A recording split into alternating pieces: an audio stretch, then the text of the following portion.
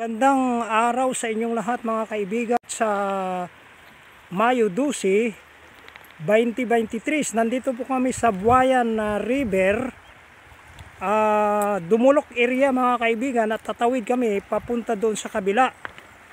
Ang purpose po namin na tatawid para makita yung mga kaibigan dyan sa kabilang lugar mula dito sa Tinagakan area. Kaya tatawid na kami, medyo malalim. Kaya naghanapan kami ng medyo hindi gaano malalim sapagkat tingnan nyo naman mga kaibigan, yung daloy ng tubig medyo malakas. At nagtanong-tanong kami dyan sa mga tao, yung sabi nila dito daw sa unahan ng konti, hindi masyadong malalim. Kaya tatawid na po kami mga kaibigan. Buayan River, Dumulok area, Sarangani. Ako ang textmate nga mo abutay ma kay Pilipino man siya ma. Ako nang ipasa mo ha.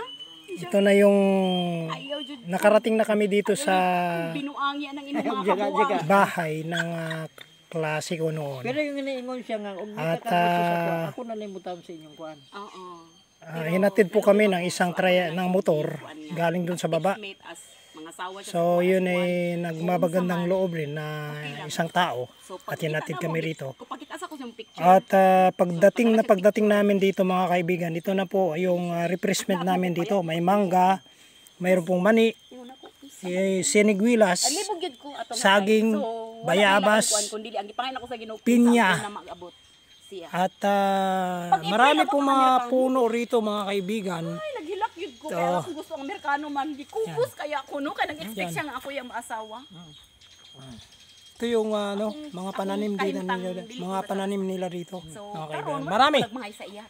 At talagang masarap itong aming refreshment dito mga kaibigan.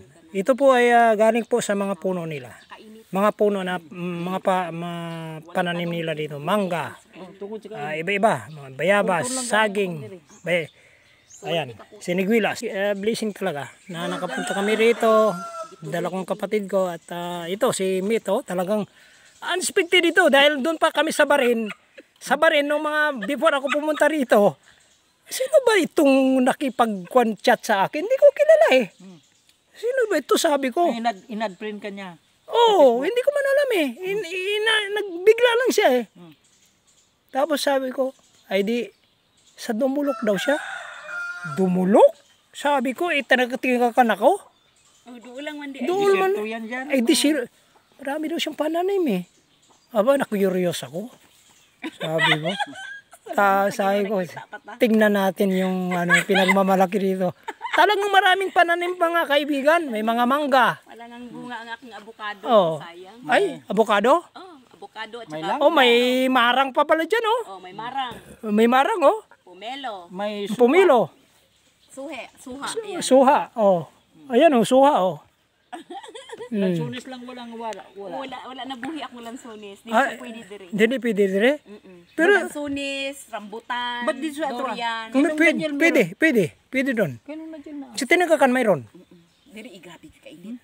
Mag-ana gid ang init sa adlaw basta makakuha. Pero may marang eh. Ang gusto Salamat po sa panonood mga kaibigan at lalom. Kani o pwede nimo tamnan. Kanang dili siya mayroon pong Dili siya makita og ko. maya-maya at pupunta kami dyan sa mga iba pang lugar. Salamat po. Kahoy ana. Siya ang nagbabantay. Ngayon dahil sa matanda na yung mother namin baka na hindi niya na maabutan kaya dinala ko na rin siya dito. Ngayon binisita ko ito sa Mindoro. Kasi may lupa kami doon na nabili. Ito po yung si Mate na si Lynn. Ay, sayang hindi kayo nagpunta dito. Ayan, sabi ni sabi niya bakit daw hindi ka pumunta dito, Mrs.